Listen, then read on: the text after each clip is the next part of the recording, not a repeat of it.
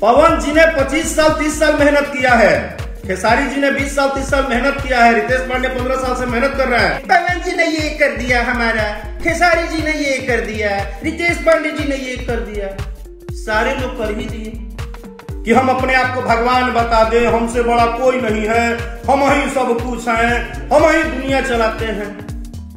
चलिए गई होई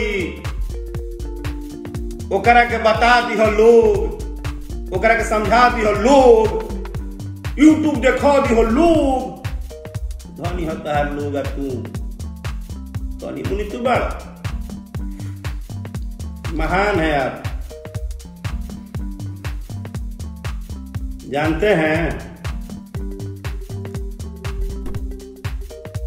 चलिए ठीक है, एक बात की तो खुशी है हमको कि कम से कम आप राकेश मिश्रा का नाम लेते हैं तो थोड़ा आपके चेहरे पे चार्मिंग आता होगा, 2-4 हजार लोग आपको पूछ लेते होंगे, ये भी मजा आता होगा।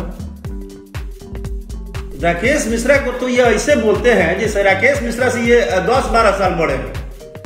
हाँ, बड़ा सम्मान देते हैं आप। लेकिन चलिए, जो भी हैं आप, है तो किसी माँ के बेटा है, किसी बाप का अभिमानी है।